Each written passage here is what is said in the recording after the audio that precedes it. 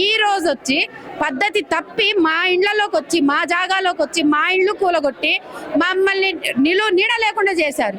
ఈ రోజు ఇప్పుడు ప్రెసెంట్ గా మాకు 2014లో భూదాన భూమి వాళ్ళు మాకు ఇచ్చింది కదా భూమి, ఆ భూమిని లాగేసుకుంటున్నారు. కానీ మేము ఒప్పుకోము. ఈ రోజు బీఆర్ఎస్ వాళ్ళు మాకు అన్నం పెడుతున్నారు. మీరు మీ ప్రభుత్వంలో ఉండగా మమ్మల్ని తీసుకెళ్లి అంబేద్కర్ భవన్ లో ఒక జైల్లో పడేశారు కదా. అందులో మమ్మల్ని కనీసాన్ని భోజనం చూసారా? ఒక ట్యాంకర్ నీళ్లు పంపించారా? మీరేం చేశారు? ఏం చేయలేదు. బీఆర్ఎస్ వాళ్ళు మాకు భోజనం పెడుతున్నారు. ఆ భోజనాన్ని కూడా ఈ రోజు మేము ఇక్కడికి వస్తున్నామని తెలిసి కవితక్క రాత్రి వచ్చారని తెలిసి ఈ రోజు ఆ భోజనాన్ని కూడా పంపించట్లేదు. అంటే కూడు గుంజుకొని మీరే దండుకుందాం అనుకుంటున్నారా? మాకు నీడ లేకుండా చేశారు. కడుపు నిండా అన్నం లేకుండా చేస్తున్నారు. లాస్ట్కి వచ్చి పేదోళ్ళని ఏం చేద్దాం అనుకుంటున్నారు? మా భూములు మాకే కావాలండి. మా భూదాన బోర్డు మన భూదాన బోర్డు మనకి ఏదైతే ఇచ్చిందో 62 ఎకరాలు 7 గుంటల భూమి తలా 100 గజాల చొప్పున ఏదైతే ఇచ్చిందో ఆ భూములు మాకు కావాలి. అంటే మాకెవరో ఈ సమయంలో మాకెవరో దిక్కులేరు. ఏ బలమైన పార్టీలు మాకు అండగా లేవు.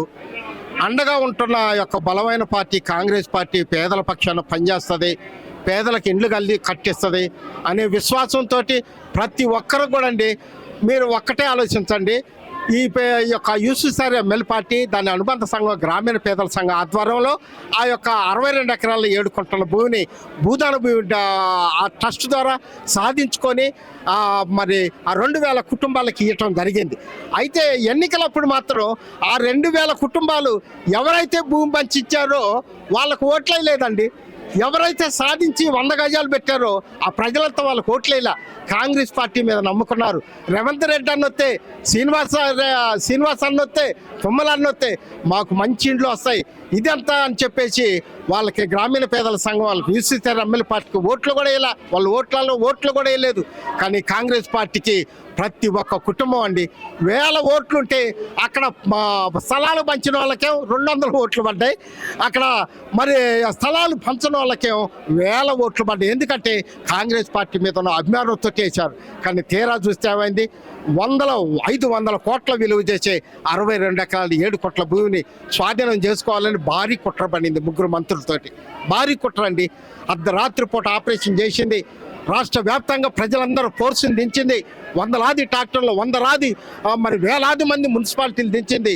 అసలు ఏ మాత్రం ఇంటిమేషన్ లేకుండా తెల్లవారుజామున 5:30కి పెద్ద మేము ఉంటున్న ఆ యొక్క 2 కుటుంబాల చుట్టూ ఆ యొక్క 700 కుటుంబాల చుట్టుముట్టి మొత్తాన్ని ఇండ్లన్నీ నేలమట్టం చేశారండి. నిజం ఎంత ఆత్మహత్య చేసుకునే పరిస్థితుల్లో అనేక కుటుంబాలు చంటి పిల్లలతో ఉంటున్నారు. స్కూల్కి వెళ్ళాల్సిన పిల్లలు స్కూల్కి వెళ్ళలేక డిగ్రీ చేస్తున్న పిల్లలు ఉన్నారు. వాళ్ళకి ఎగ్జామ్స్ 10th క్లాస్ చదువుకున్న పిల్లలు ఉన్నారు. ఎగ్జామ్స్ రాయటానికి వెళ్తున్నారు. ఇండ్లు కూలిపోయి ఒక పక్కన తల్లిదండ్రులు ఏడుస్తూ ఒక పక్కన వీళ్ళందరూ తెచ్చిపోయి ఖమ్మం అంబేద్కర్ భవన్లో పడేశారండి. ఏమైనా సార్ మాకు న్యాయం చేయాలి. ఆ భూదాన భూమినే మాకు ఇవ్వాలి.